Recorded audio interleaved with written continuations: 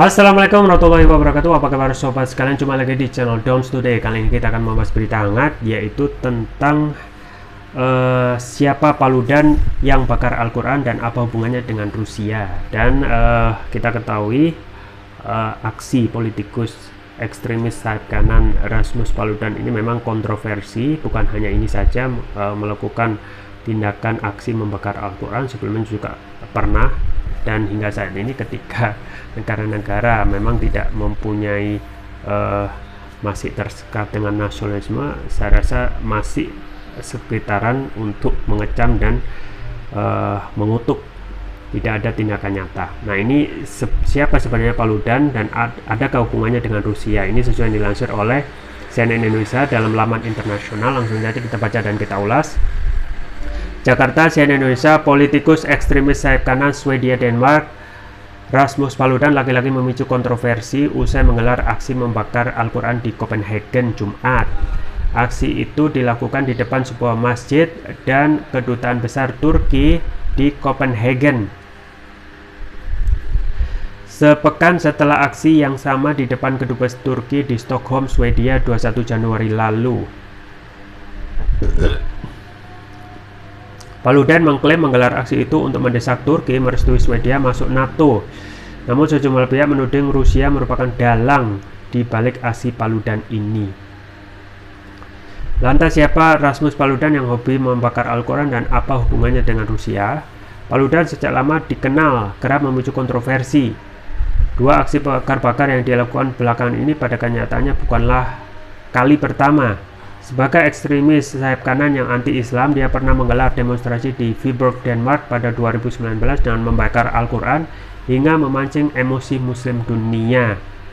Saat itu sekitar 100 orang ikut serta dalam demonstrasi tersebut. Menurut laporan media lokal Denmark, Nyheder, pada Agustus 2020, Paludan kembali menjadi perhatian karena berencana membakar Al-Quran dalam demonstrasi di Malmö, Swedia. Namun Paludan dilarang masuk ke Swedia dan oleh otoritas berwenang. Swedia mencegah Paludan di pos pemeriksaan dan menekankan bahwa politikus itu dilarang masuk ke negara tersebut hingga 2 tahun. Dia merupakan ancaman serius. Demikian pernyataan kepolisian Swedia dikutip media lokal SVT Nyheter. Meski begitu, setelah insiden tersebut, Swedia memberikan Paludan kewarganegaraan. Pria yang gemar bolak-balik Swedia Denmark itu diberikan status kependudukan karena ayahnya memang warga Swedia.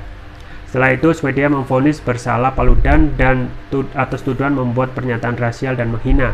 Paludan pun sempat dijerat hukuman 3 bulan penjara. Berdasarkan laporan Copenhagen Post, dia juga didenda 30.000 krona atau setara 45,7 juta rupiah. Seolah tak kapok, ia kembali merencanakan aksi demonstran dengan membakar Al-Quran pada April 2022 di sejumlah kota di Swedia. Rencana demonstrasi itu pun memicu gelombang protes baru.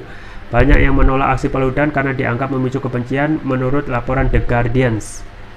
Meski memiliki rekam jejak buruk, Paludan tetap diberi izin ketika hendak menggelar demonstrasi di depan kedubes Turki di Stockholm pada 21 Januari lalu atas dasar kebebasan berekspresi.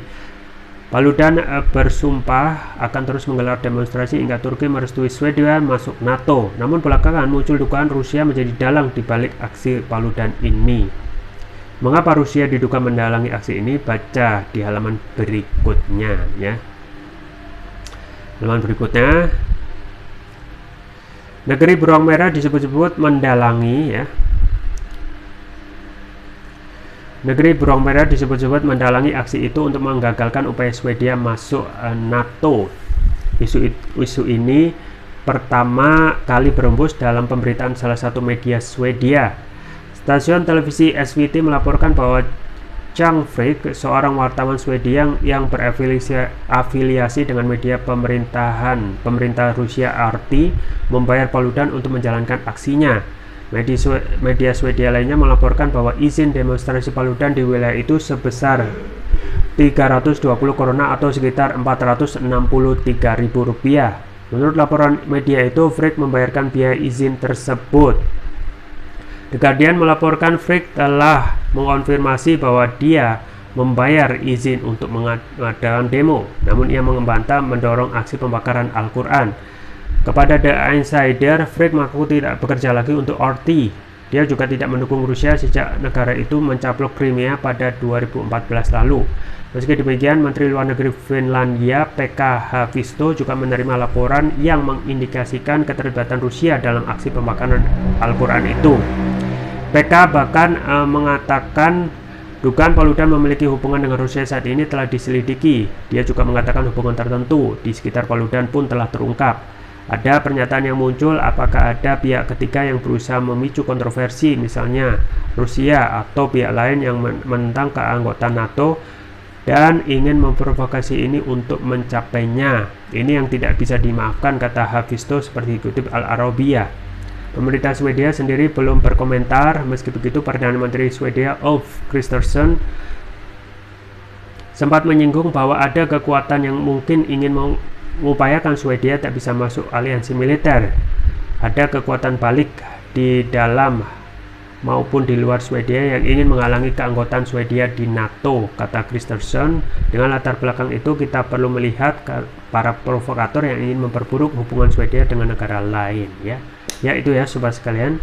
Jadi memang NATO ini adalah salah satu ya membangun front dengan Rusia, ya.